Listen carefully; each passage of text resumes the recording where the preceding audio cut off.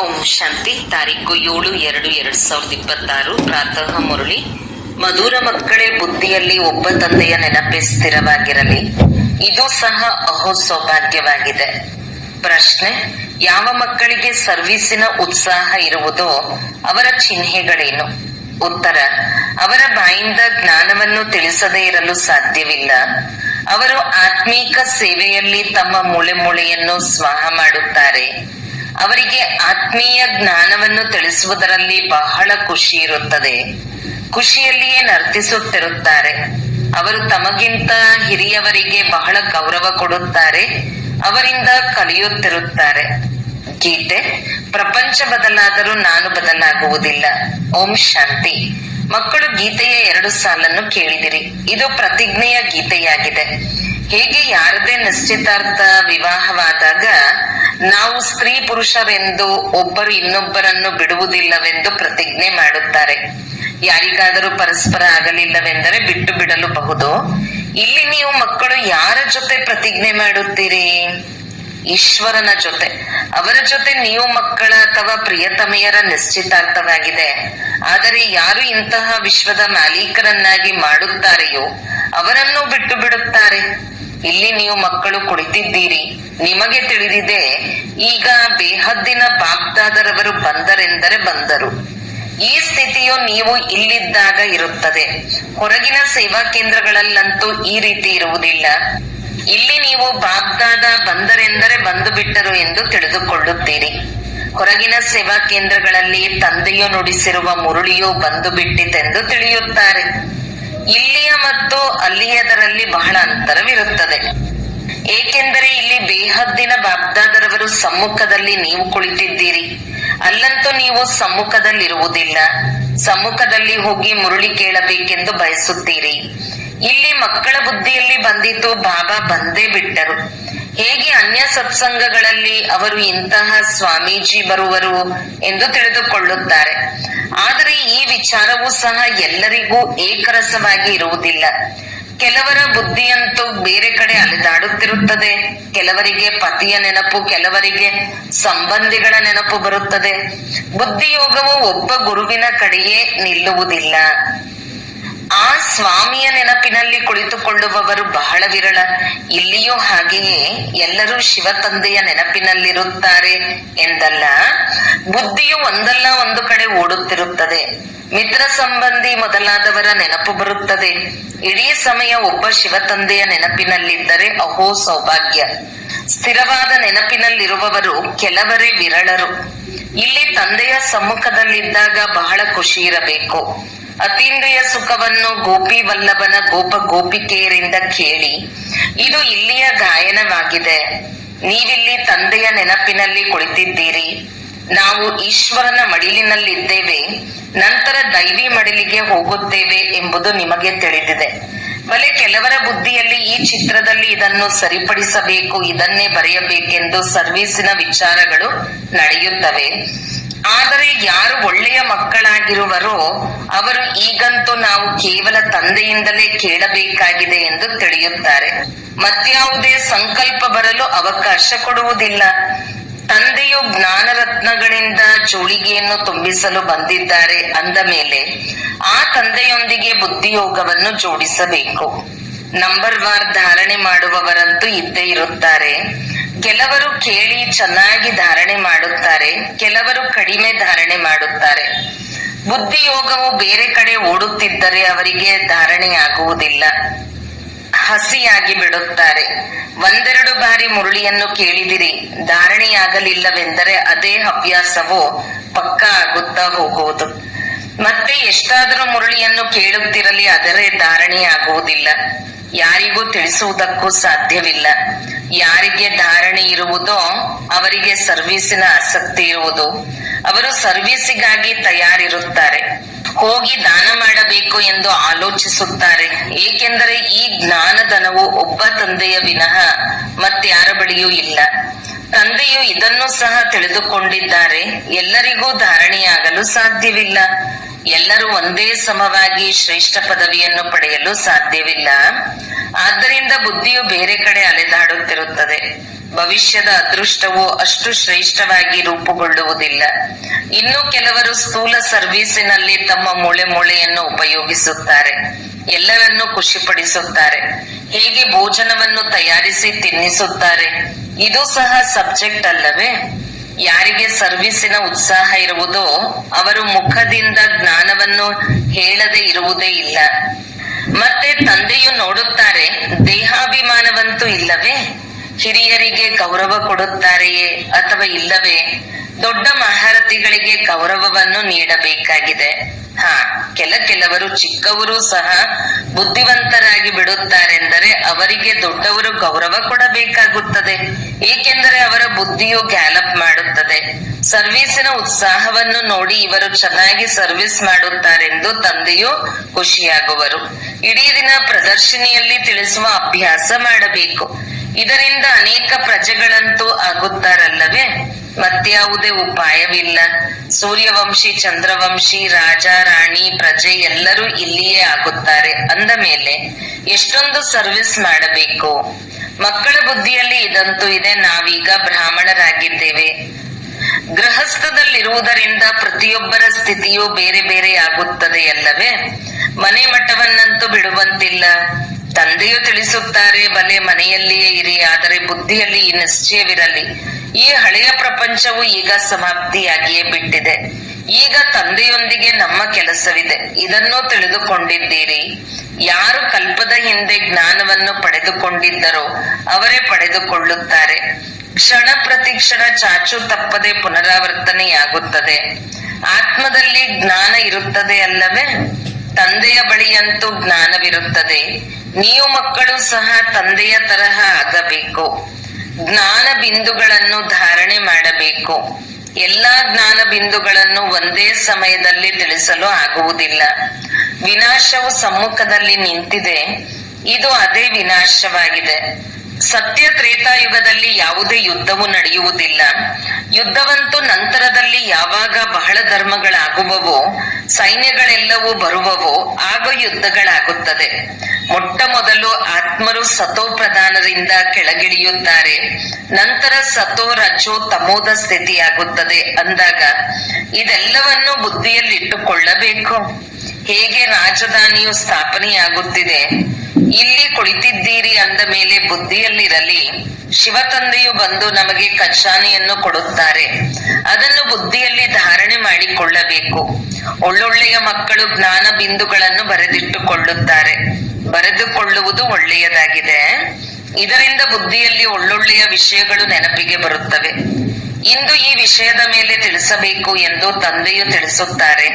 ನಾನು ನಿಮಗೆ ಎಷ್ಟೊಂದು ಖಜಾನೆಗಳನ್ನು ಕೊಟ್ಟಿದ್ದೆನು. ಸತ್ಯ ತ್ರೇತಾಯುಗದಲ್ಲಿ ನಿಮ್ಮ ಬಳಿ ಅಪಾರ ಧನವಿತ್ತು. ನಂತರ ವಾಮ ಮಾರ್ಗದಲ್ಲಿ ಹೋಗುವ ಕಾರಣ ಅದು ಕಡಿಮೆಯಾಗುತ್ತಾ ಹೋಯಿತು. ಖುಷಿಯು ಕಡಿಮೆಯಾಗುತ್ತಾ ಹೋಯಿತು. ಅಲ್ಲಿಂದ ಯಾವುದಾದರೊಂದು ವಿಕರ್ಮವಾಗತೊಡಗುತ್ತದೆ. ಇಳಿಯುತ್ತಾ ಇಳಿಯುತ್ತಾ ಕಲೆಗಳು ಕಡಿಮೆಯಾಗುತ್ತಾ ಹೋಗುತ್ತವೆ. ಸತೋ ಪ್ರಧಾನ, ಸತೋ, ರಜೋ, ತಮೋದ ಸ್ಥಿತಿಯಾಗುತ್ತದೆ. ಸತೋದಿಂದ ರಜೋದಲ್ಲಿ ಕೂಡಲೇ ಬಂದು ಬಿಡುವುದಿಲ್ಲ. ನಿಧಾನವಾಗಿ ಕೆಳಗಿಳಿಯುತ್ತೀರಿ. ತಮೋ ಪ್ರಧಾನದಲ್ಲಿಯೂ ನಿಧಾನವಾಗಿ ಏಣಿಯನ್ನು ಕೆಳಗಿಳಿಯುತ್ತೀರಿ. ಕಲೆಗಳು ಕಡಿಮೆಯಾಗತೊಡಗುತ್ತವೆ. ದಿನ ಪ್ರತಿದಿನ ಕಡಿಮೆಯಾಗುತ್ತಾ ಹೋಗುತ್ತದೆ. ಈಗ ಹೈ ಜಂಪ್ ಮಾಡಬೇಕು. ತಮೋ ಪ್ರಧಾನರಿಂದ ಸತೋ ಪ್ರಧಾನರಾಗಬೇಕು. ಇದಕ್ಕಾಗಿ ಸಮಯವೂ ಬೇಕು. ಏರಿದರೆ ವೈಕುಂಠ ರಸ, ಬಿದ್ದರೆ ಪುಡಿ ಪುಡಿ ಎಂದು ಗಾಯನವಿದೆ. ಕಾಮವಿಕಾರದ ಪೆಟ್ಟು ಬಿದ್ದರೆ ಒಮ್ಮೆಲೆ ಪುಡಿ ಪುಡಿಯಾಗಿ ಬಿಡುತ್ತಾರೆ. ಮೂಳೆಗಳು ಪುಡಿ ಪುಡಿಯಾಗುತ್ತವೆ. ಕೆಲವರು ತಮ್ಮದೇ ಜೀವಘಾತ ಮಾಡಿಕೊಳ್ಳುತ್ತಾರೆ. ಇದು ಆತ್ಮಘಾತವಲ್ಲ, ಜೀವಘಾತವೆಂದು ಹೇಳಲಾಗುತ್ತದೆ. ಇಲ್ಲಂತೂ ತಂದೆಯಿಂದ ಆಸ್ತಿಯನ್ನು ಪಡೆಯಬೇಕಾಗಿದೆ. ತಂದೆಯನ್ನು ನೆನಪು ಮಾಡಬೇಕು. ಏಕೆಂದರೆ ತಂದೆಯಿಂದ ರಾಜ್ಯಭಾಗ್ಯವು ಸಿಗುತ್ತದೆ. ತಮ್ಮೊಂದಿಗೆ ಕೇಳಿಕೊಳ್ಳಿ, ನಾವು ತಂದೆಯನ್ನು ನೆನಪು ಮಾಡಿ ಭವಿಷ್ಯಕ್ಕಾಗಿ ಎಷ್ಟು ಸಂಪಾದನೆ ಮಾಡಿಕೊಂಡೆವು. ಎಷ್ಟು ಮಂದಿ ಅಂಧರಿಗೆ ಊರುಗೋಲಾದೆವು. ಮನೆ ಮನೆಯಲ್ಲಿ ಸಂದೇಶ ಕೊಡಬೇಕು. ಈ ಹಳೆಯ ಪ್ರಪಂಚವು ಬದಲಾಗುತ್ತಿದೆ. ತಂದೆಯು ಹೊಸ ಪ್ರಪಂಚಕ್ಕಾಗಿ ರಾಜಯೋಗವನ್ನು ಕಲಿಸುತ್ತಿದ್ದಾರೆ. ಏಣಿ ಚಿತ್ರದಲ್ಲಿ ಎಲ್ಲವನ್ನೂ ತೋರಿಸಲಾಗಿದೆ. ಈ ಚಿತ್ರಗಳನ್ನು ಮಾಡಿಸುವುದರಲ್ಲಿ ಪರಿಶ್ರಮವಾಗುತ್ತದೆ. ಈ ರೀತಿ ಸಹಜವಾಗಿ ಮಾಡಿಸಿದರೆ ಅನ್ಯರಿಗೂ ಸಹಜವಾಗಿ ಅರ್ಥವಾಗಬಹುದೇ ಎಂದು ಇಡೀ ದಿನ ವಿಚಾರವು ನಡೆಯುತ್ತಿರುತ್ತದೆ. ಇಡೀ ಪ್ರಪಂಚದವರಂತೂ ಬರುವುದಿಲ್ಲ, ದೇವಿ ದೇವತಾ ಧರ್ಮದವರೇ ಬರುತ್ತಾರೆ. ನಿಮ್ಮ ಸೇವೆಯಂತೂ ಬಹಳ ನಡೆಯುವುದಿದೆ. ನಿಮ್ಮ ಈ ತರಗತಿಯು ಎಲ್ಲಿಯವರೆಗೆ ನಡೆಯುವುದು ಎಂದು ನೀವಂತೂ ತಿಳಿದುಕೊಂಡಿದ್ದೀರಿ. ಮನುಷ್ಯರಂತೂ ಕಲ್ಪದ ಆಯಸ್ಸನ್ನು ಲಕ್ಷಾಂತರ ವರ್ಷಗಳೆಂದು ತಿಳಿಯುತ್ತಾರೆ. ಆದ್ದರಿಂದ ಶಾಸ್ತ್ರ ಮೊದಲಾದವುಗಳನ್ನು ತಿಳಿಸುತ್ತಲೇ ಇರುತ್ತಾರೆ. ಯಾವಾಗ ಅಂತ್ಯವಾಗುವುದೋ ಆಗ ಎಲ್ಲರ ಸದ್ಗತಿದಾತನು ಬರುವರು ಮತ್ತು ಯಾರು ನಮ್ಮ ಶಿಷ್ಯರಾಗಿದ್ದಾರೆಯೋ ಅವರದು ಮುಕ್ತಿಯಾಗುವುದು ಮತ್ತು ನಾವು ಸಹ ಹೋಗಿ ಜ್ಯೋತಿಯಲ್ಲಿ ಸಮಾವೇಶವಾಗುತ್ತೇವೆ ಎಂದು ತಿಳಿದುಕೊಳ್ಳುತ್ತಾರೆ. ಆದರೆ ಈ ರೀತಿಯಂತೂ ಇಲ್ಲ. ನೀವೀಗ ತಿಳಿದುಕೊಂಡಿದ್ದೀರಿ, ನಾವು ಅಮರ ತಂದೆಯ ಮೂಲಕ ಸತ್ಯವಾದ ಅಮರ ಕಥೆಯನ್ನು ಕೇಳುತ್ತಿದ್ದೇವೆ. ಅಂದ ಮೇಲೆ ಅಮರ ತಂದೆಯು ಏನನ್ನು ಹೇಳುತ್ತಾರೆಯೋ ಅದನ್ನು ಪಾಲಿಸಬೇಕಾಗುತ್ತದೆ. ತಂದೆಯು ಕೇವಲ ಇದನ್ನೇ ತಿಳಿಸುತ್ತಾರೆ, ನನ್ನನ್ನು ನೆನಪು ಮಾಡಿ ಪವಿತ್ರರಾಗಿ. ಇಲ್ಲದಿದ್ದರೆ ಶಿಕ್ಷೆಯನ್ನು ಅನುಭವಿಸಬೇಕಾಗುವುದು, ಕಡಿಮೆ ಪದವಿ ಸಿಗುವುದು, ಸರ್ವಿಸ್ ನಲ್ಲಿ ಪರಿಶ್ರಮ ಪಡಬೇಕು. ಹೇಗೆ ದದೀಚಿ ಋಷಿಯ ದೃಷ್ಟಾಂತವಿದೆ. ಋಷಿಯು ತನ್ನ ಮೂಳೆಗಳನ್ನು ಸರ್ವಿಸಿನಲ್ಲಿಯೇ ಕೊಟ್ಟು ಬಿಟ್ಟರು ಎಂದು. ತನ್ನ ಶರೀರದ ಬಗ್ಗೆಯೂ ಆಲೋಚಿಸದೆ ಇಡೀ ದಿನ ಸರ್ವಿಸ್ ನಲ್ಲಿರುವುದಕ್ಕೆ ಸರ್ವಿಸ್ ನಲ್ಲಿ ಮೂಳೆಗಳನ್ನು ಸ್ವಾಹ ಮಾಡುವುದೆಂದು ಹೇಳಲಾಗುತ್ತದೆ. ಒಂದು ಸ್ಥೂಲ ಸೇವೆ, ಇನ್ನೊಂದು ಆತ್ಮಿಕ ಸೇವೆಯಾಗಿದೆ. ಆತ್ಮಿಕ ಸೇವೆ ಮಾಡುವವರು ಆತ್ಮಿಕ ಜ್ಞಾನವನ್ನೇ ತಿಳಿಸುತ್ತಿರುತ್ತಾರೆ. ಜ್ಞಾನಧನದ ದಾನ ಮಾಡುತ್ತಾ ಖುಷಿಯಲ್ಲಿ ನರ್ತಿಸುತ್ತಿರುತ್ತಾರೆ. ಪ್ರಪಂಚದಲ್ಲಿ ಮನುಷ್ಯರು ಯಾವ ಸರ್ವಿಸ್ ಮಾಡುವರೋ ಅದೆಲ್ಲವನ್ನು ಸ್ಥೂಲ ಸರ್ವಿಸ್ ಆಗಿದೆ. ಶಾಸ್ತ್ರಗಳನ್ನು ತಿಳಿಸುತ್ತಾರೆ, ಅದೇನು ಆತ್ಮಿಕ ಸೇವೆಯಲ್ಲ.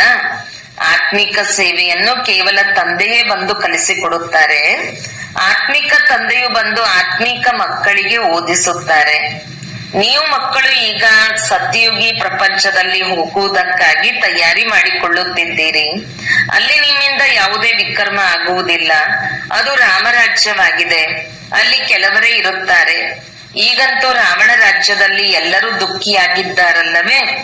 ನಂಬರ್ 1 ಪುರುಷಾರ್ಥದ ಅನುಸಾರ ಪೂರ್ಣ ಜ್ಞಾನವು ನಿಮ್ಮ ಬುದ್ಧಿಯಲ್ಲಿದೆ. ಈ ಏಣಿ ಚಿತ್ರದಲ್ಲಿಯೇ ಪೂರ್ಣ ಜ್ಞಾನವು ಬಂದು ಬಿಡುತ್ತದೆ. ತಂದೆಯು ತಿಳಿಸುತ್ತಾರೆ, ಈ ಅಂತಿಮ ಜನ್ಮದಲ್ಲಿ ಪವಿತ್ರರಾಗಿ ಇದರಿಂದ ಪವಿತ್ರ ಪ್ರಪಂಚದ ಮಾಲೀಕರಾಗುವಿರಿ. ನೀವು ಇದೇ ರೀತಿ ತಿಳಿಸಬೇಕು. ಯಾವುದರಿಂದ ಮನುಷ್ಯರಿಗೆ ಅರ್ಥವಾಗಲಿ, ನಾವು ಸತೋಪ್ರಧಾನರಿಂದ ತಮೋಪ್ರಧಾನರಾಗಿದ್ದೇವೆ. ಈಗ ಪುನಃ ನೆನಪಿನ ಯಾತ್ರೆಯಿಂದಲೇ ಸತೋಪ್ರಧಾನರಾಗುತ್ತೇವೆ. ಚಿತ್ರವನ್ನು ನೋಡಿದಾಗ ಬುದ್ಧಿಯು ವಿಚಾರ ಮಾಡುತ್ತದೆ. ಈ ಜ್ಞಾನವು ಮತ್ಯಾರ ಬಳಿಯೂ ಇಲ್ಲ. ಈ ಏಣಿ ಚಿತ್ರದಲ್ಲಿ ಮತ್ತೆಲ್ಲ ಧರ್ಮದವರ ಸಮಾಚಾರ ಎಲ್ಲಿದೆ ಎಂದು ಕೇಳುತ್ತಾರೆ. ಅದೆಲ್ಲ ಸಮಾಚಾರವು ಗೋಲದ ಚಿತ್ರದಲ್ಲಿ ಬರೆಯಲ್ಪಟ್ಟಿದೆ. ಅವರು ಹೊಸ ಪ್ರಪಂಚದಲ್ಲಂತೂ ಬರುವುದಿಲ್ಲ. ಅವರಿಗೆ ಕೇವಲ ಶಾಂತಿ ಸಿಗುತ್ತದೆ. ಭಾರತವಾಸಿಗಳೇ ಸ್ವರ್ಗದಲ್ಲಿದ್ದರಲ್ಲವೇ. ತಂದೆಯೂ ಸಹ ಭಾರತದಲ್ಲಿ ಬಂದು ರಾಜಯೋಗವನ್ನು ಕಲಿಸುತ್ತಾರೆ. ಆದ್ದರಿಂದ ಭಾರತದ ಪ್ರಾಚೀನ ಯೋಗವನ್ನು ಎಲ್ಲರೂ ಇಷ್ಟಪಡುತ್ತಾರೆ. ಈ ಚಿತ್ರಗಳಿಂದ ಅವರಿಗೆ ತಾನಾಗಿಯೇ ಅರ್ಥವಾಗುತ್ತದೆ. ಅವಶ್ಯಕವಾಗಿ ಹೊಸ ಪ್ರಪಂಚದಲ್ಲಿ ಕೇವಲ ಭಾರತವೇ ಇತ್ತು ಮತ್ತು ತಮ್ಮ ಧರ್ಮದ ಬಗ್ಗೆಯೂ ತಿಳಿದುಕೊಳ್ಳುತ್ತಾರೆ. ಬಲೆ ಕ್ರೈಸ್ತನು ಧರ್ಮಸ್ಥಾಪನೆ ಮಾಡಲು ಬಂದರು. ಈ ಸಮಯದಲ್ಲಿ ಅವರು ತಮೋಪ್ರಧಾನರಾಗಿದ್ದಾರೆ. ಇದು ರಚಯಿತ ಮತ್ತು ರಚನೆಯ ಎಷ್ಟು ದೊಡ್ಡ ಜ್ಞಾನವಾಗಿದೆ. ನೀವು ಇದನ್ನು ಹೇಳಬಹುದು, ನಮಗೆ ಯಾರದೇ ಹಣದ ಅವಶ್ಯಕತೆ ಇಲ್ಲ. ಹಣವನ್ನು ನಾವೇನು ಮಾಡುವುದು? ನೀವು ಕೇಳಿರಿ, ಅನ್ಯರಿಗೂ ತಿಳಿಸಿ. ಈ ಚಿತ್ರ ಇತ್ಯಾದಿಗಳನ್ನು ಮುದ್ರಿಸಿ ಈ ಚಿತ್ರಗಳಿಂದ ಕೆಲಸ ತೆಗೆದುಕೊಳ್ಳಬೇಕಾಗಿದೆ. ದೊಡ್ಡ ಹಾಲ್ ಮಾಡಿ ಇಲ್ಲಿ ಈ ಜ್ಞಾನವನ್ನು ತಿಳಿಸಿಕೊಡುವಂತಿರಬೇಕು. ಬಾಕಿ ನಾವು ಹಣವನ್ನು ತೆಗೆದುಕೊಂಡು ಏನು ಮಾಡಬೇಕು? ನಿಮ್ಮದೇ ಮನೆಯ ಕಲ್ಯಾಣವಾಗುತ್ತದೆ. ನೀವು ಕೇವಲ ಪ್ರಬಂಧ ಮಾಡಿ. ಅನೇಕರು ಬಂದು ರಚಯಿತ ಮತ್ತು ರಚನೆಯ ಜ್ಞಾನವನ್ನು ಬಹಳ ಚೆನ್ನಾಗಿದೆ, ಇದನ್ನು ಮನುಷ್ಯರು ತಿಳಿದುಕೊಳ್ಳಲೇಬೇಕೆಂದು ಹೇಳುತ್ತಾರೆ. ವಿದೇಶದವರು ಈ ಜ್ಞಾನವನ್ನು ಕೇಳಿ ಬಹಳ ಇಷ್ಟಪಡುತ್ತಾರೆ, ಬಹಳ ಖುಷಿಯಾಗುತ್ತಾರೆ. ನಾವು ಸಹ ತಂದೆಯ ಜೊತೆ ಯೋಗವನ್ನಿಟ್ಟರೆ ವಿಕರ್ಮ ವಿನಾಶವಾಗುವುದೆಂದು ತಿಳಿಯುತ್ತಾರೆ. ಅಂದ ಮೇಲೆ ಎಲ್ಲರಿಗೂ ತಂದೆಯ ಪರಿಚಯವನ್ನು ಕೊಡಬೇಕು. ಆಗ ಈ ಜ್ಞಾನವನ್ನು ಪರಮಾತ್ಮನ ಹೊರತು ಮತ್ಯಾರೂ ಕೊಡಲು ಸಾಧ್ಯವಿಲ್ಲೆಂಬುದನ್ನು ತಿಳಿದುಕೊಳ್ಳುತ್ತಾರೆ. ಖುದಾನು ಸ್ವರ್ಗ ಬಹಿಷ್ಠ ಸ್ಥಾಪನೆ ಮಾಡಿದರು ಎಂದು ಹೇಳುತ್ತಾರೆ. ಆದರೆ ಅವರು ಹೇಗೆ ಬರುತ್ತಾರೆ ಎಂಬುದು ಯಾರಿಗೂ ತಿಳಿದಿಲ್ಲ. ನಿಮ್ಮ ಮಾತುಗಳನ್ನು ಕೇಳಿ ಖುಷಿಯಾಗುತ್ತಾರೆ ಮತ್ತು ಪುರುಷಾರ್ಥ ಮಾಡಿ ಯೋಗವನ್ನು ಕಲಿಯುತ್ತಾರೆ. ತಮೋ ಪ್ರಧಾನರಿಂದ ಸತೋ ಪ್ರಧಾನರಾಗಲು ಪುರುಷಾರ್ಥ ಮಾಡುತ್ತಾರೆ. ಸರ್ವೀಸಿಗಾಗಿ ಬಹಳ ವಿಚಾರಗಳನ್ನು ಮಾಡಬೇಕು. ಭಾರತದಲ್ಲಿ ಕಲೆಯನ್ನು ತೋರಿಸಿದಾಗಲೇ ಮತ್ತೆ ತಂದೆಯು ವಿದೇಶಕ್ಕೂ ಕಳಿಸುವರು. ಈ ಮೆಷಿನ್ ಅಲ್ಲಿಯವರೆಗೂ ಹೋಗುವುದು. ಇದಕ್ಕೆ ಇನ್ನೂ ಸಮಯವಿದೆ ಅಲ್ಲವೇ? ಹೊಸ ಪ್ರಪಂಚವಾಗುವುದರಲ್ಲಿ ಏನೂ ತಡವಾಗುವುದಿಲ್ಲ. ಎಲ್ಲಿಯಾದರೂ ಭೂಕಂಪ ಇತ್ಯಾದಿಗಳಾದರೆ 2-3 ವರ್ಷಗಳಲ್ಲಿ ಹೊಸ ಮನೆಗಳನ್ನು ಕಟ್ಟಿಬಿಡುತ್ತಾರೆ. ಕೆಲಸಗಾರರು ಅನೇಕರಿದ್ದು ಸಾಮಾನುಗಳೆಲ್ಲವೂ ತಯಾರಿದ್ದರೆ ಆಗುವುದರಲ್ಲಿ ತಡವೇನೂ ಆಗುವುದಿಲ್ಲ. ವಿದೇಶದಲ್ಲಿ ಮನೆಗಳು ಹೇಗಾಗುತ್ತವೆ? ಮಿನಿಟ್ ಮೋಟಾರ್ ಅಂದ ಮೇಲೆ ಸ್ವರ್ಗದಲ್ಲಿ ಇನ್ನೆಷ್ಟು ಶೀಘ್ರವಾಗಿ ತಯಾರಾಗಬಹುದು? ಚಿನ್ನ, ಬೆಳ್ಳಿ ಇತ್ಯಾದಿಗಳೆಲ್ಲವೂ ನಿಮಗೆ ಸಿಕ್ಕಿಬಿಡುತ್ತದೆ. ಗಣಿಗಳಿಂದ ನೀವು ಚಿನ್ನ, ವಜ್ರ, ಬೆಳ್ಳಿ ತೆಗೆದುಕೊಂಡು ಬರುತ್ತೀರಿ. ಆ ಕಲೆಯನ್ನಂತೂ ಎಲ್ಲರೂ ಕಲಿಯುತ್ತಿದ್ದಾರೆ. ವಿಜ್ಞಾನದ ಅಭಿವೃದ್ಧಿ ಎಷ್ಟೊಂದು ಆಗುತ್ತಿದೆ. ಈ ವಿಜ್ಞಾನವೇ ಮತ್ತೆ ಸತ್ಯಯುಗದಲ್ಲಿ ಕೆಲಸಕ್ಕೆ ಬರುವುದು. ಇಲ್ಲಿ ಕಲಿಯುವವರು ಮತ್ತೆ ಸತ್ಯಯುಗದಲ್ಲಿ ಬಂದು ಇನ್ನೊಂದು ಜನ್ಮ ಪಡೆದುಕೊಂಡು ಆ ಕಲೆಯನ್ನು ಅಲ್ಲಿ ಉಪಯೋಗಿಸುತ್ತಾರೆ. ಈ ಸಮಯದಲ್ಲಂತೂ ಇಡೀ ಪ್ರಪಂಚವೇ ಹೊಸದಾಗಿ ಬಿಡುತ್ತದೆ. ರಾವಣ ರಾಜ್ಯವು ಸಮಾಪ್ತಿಯಾಗುತ್ತದೆ. ಪಂಚತತ್ವಗಳು ಸಹ ನಿಯಮದ ಅನುಸಾರವೇ ಸೇವೆಯಲ್ಲಿರುತ್ತದೆ. ಸ್ವರ್ಗವಾಗಿ ಬಿಡುತ್ತದೆ. ಅಲ್ಲಿ ಯಾವುದೇ ಇಂತಹ ಉಪದ್ರವಗಳಿರುವುದಿಲ್ಲ. ರಾವಣ ರಾಜ್ಯವೇ ಇರುವುದಿಲ್ಲ. ಎಲ್ಲರೂ ಸತೋಪ್ರಧಾನರಾಗಿರುತ್ತಾರೆ. ಎಲ್ಲಕ್ಕಿಂತ ಒಳ್ಳೆಯ ಮಾತೇನೆಂದರೆ ನೀವು ಮಕ್ಕಳಿಗೆ ತಂದೆಯ ಜೊತೆ ಬಹಳ ಪ್ರೀತಿ ಇರಬೇಕು. ತಂದೆಯ ಖಜಾನೆಯನ್ನು ಕೊಡುತ್ತಾರೆ, ಅದನ್ನು ಧಾರಣೆ ಮಾಡಿ ಮತ್ತೆ ಅನ್ಯರಿಗೆ ದಾನ ಮಾಡಬೇಕು. ಎಷ್ಟು ದಾನ ಮಾಡುವಿರೋ ಅಷ್ಟು ಸೇರುತ್ತಾ ಹೋಗುವು. ಸೇವೆಯನ್ನೇ ಮಾಡಲಿಲ್ಲ ಎಂದರೆ ಧಾರಣೆ ಹೇಗಾಗುತ್ತದೆ? ಸರ್ವಿಸ್ ನಲ್ಲಿ ಬುದ್ಧಿ ಉಪಯೋಗಿಸಬೇಕು. ಬಹಳಷ್ಟು ಸರ್ವಿಸ್ ನಡೆಯುವುದು. ದಿನ ಪ್ರತಿದಿನ ಉನ್ನತಿಯನ್ನು ಪಡೆಯಬೇಕು. ತನ್ನ ಉನ್ನತಿಯನ್ನು ಮಾಡಿಕೊಳ್ಳಬೇಕು. ಒಳ್ಳೆಯದು. ಮಧುರಾತಿ ಮಧುರ ಅಗಲಿ ಹೋಗಿ ಮರಳಿ ಸಿಕ್ಕಿರುವ ಮಕ್ಕಳ ಪ್ರತಿ ಮಾತಪಿತಾ ಬಾಪ್ದಾದರವರ ನೆನಪು, ಪ್ರೀತಿ ಹಾಗೂ ಸುಪ್ರಭಾತ. ಆತ್ಮೀಯ ಮಕ್ಕಳಿಗೆ ಆತ್ಮೀಯ ತಂದೆಯ ನಮಸ್ತೆ. ಧಾರಣೆಗಾಗಿ ಮುಖ್ಯ ಸಾರ: 1. ಸದಾ ಆತ್ಮಿಕ ಸೇವೆಯಲ್ಲಿ ತತ್ಪರರಾಗಿರಬೇಕು. ಜ್ಞಾನಧನದ ದಾನ ಮಾಡಿ ಖುಷಿಯಲ್ಲಿ ನರ್ತಿಸಬೇಕು. ಸ್ವಯಂ ಧಾರಣೆ ಮಾಡಿ ಅನ್ಯರಿಗೂ ಧಾರಣೆ ಮಾಡಿಸಬೇಕು. 2. ತಂದೆಯು ಯಾವ ಜ್ಞಾನದ ಖಜಾನೆಯನ್ನು ಕೊಡುತ್ತಾರೆಯೋ ಅದರಿಂದ ನಮ್ಮ ಜೋಳಿಗೆಯನ್ನು ತುಂಬಿಸಿಕೊಳ್ಳಬೇಕು. ನೋಟ್ಸ್ ಬರೆಯಬೇಕು. ಮತ್ತೆ ಆಯಾ ವಿಷಯದ ಬಗ್ಗೆ ತಿಳಿಸಬೇಕು. ಜ್ಞಾನಧನದ ದಾನ ಮಾಡುವ ಉತ್ಸಾಹದಲ್ಲಿರಬೇಕು.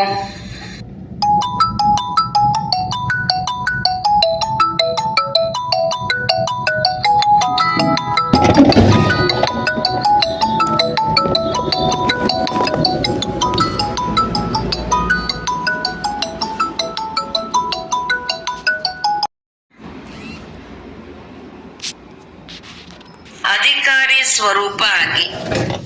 ವರದಾನ: ಸತ್ಯತೆಯ ಮಹಾನತೆಯ ಮೂಲಕ ಸದಾ ಖುಷಿಯ ಉಯ್ಯಾಲೆಯಲ್ಲಿ ತೂಗುವಂತಹ ಅಧಿಕಾರಿ ಸ್ವರೂಪ ಭವ. ಸತ್ಯತೆಯ ಅಧಿಕಾರಿ ಸ್ವರೂಪ ಮಕ್ಕಳ ಮಹಿಮೆ ಇದೆ. ಸತ್ಯವಾಗಿರುವವರು ನರ್ತಿಸುತ್ತಿರುತ್ತಾರೆ. ಸತ್ಯದ ದೋಣಿಯು ಅಲುಗಾಡುವುದು, ಆದರೆ ಮುಳುಗಲು ಸಾಧ್ಯವಿಲ್ಲ. ತಮ್ಮನ್ನು ಯಾರೆಷ್ಟಾದರೂ ಅಲುಗಾಡಿಸಲಿ, ಪ್ರಯತ್ನಿಸಲಿ, ಆದರೆ ತಾವು ಸತ್ಯತೆಯ ಮಹಾನತೆಯಿಂದ ಅತಿ ಹೆಚ್ಚು ಖುಷಿಯ ಉಯ್ಯಾಲೆಯಲ್ಲಿ ತೂಗುತ್ತೀರಿ. ಅವರು ತಮ್ಮನ್ನು ಅಲುಗಾಡಿಸುವುದಿಲ್ಲ, ಆದರೆ ಉಯ್ಯಾಲೆಯನ್ನು ಅಲುಗಾಡಿಸುತ್ತಾರೆ. ಇದು ಅಲುಗಾಡುವುದಲ್ಲ, ಆದರೆ ತೂಗುವುದಾಗಿದೆ. ಆದ್ದರಿಂದ ತಾವು ಅವರಿಗೆ ಧನ್ಯವಾದಗಳನ್ನು ಕೊಡಿ, ತಾವು ತೂಗಿರಿ ಮತ್ತು ನಾವು ತಂದೆಯ ಜೊತೆ ತೂಗುತ್ತೇನೆ. ಸ್ಲೋಗನ್: ಸರ್ವಶಕ್ತಿಗಳ ಲೈಟ್ ಜ್ಞಾನ ಸದಾ ಜೊತೆ ಇರಲಿ, ಇದರಿಂದ ಮಾಯೆಯು ಸಮೀಪಕ್ಕೂ ಬರುವುದಿಲ್ಲ. ಅವ್ಯಕ್ತ ಸೂಚನೆ: ಏಕತೆ ಮತ್ತು ವಿಶ್ವಾಸದ ಗುಣಲಕ್ಷಣಗಳ ಮೂಲಕ ಸಫಲತಾ ಸಂಪನ್ನರಾಗಿ. ಏಕತೆ, ಸ್ವಚ್ಛತೆ, ಸೂಕ್ಷ್ಮತೆ, ಮಧುರತೆ ಮತ್ತು ಮನಸ್ಸು, ವಾಣಿ, ಕರ್ಮದಲ್ಲಿ ಮಹಾನತೆ.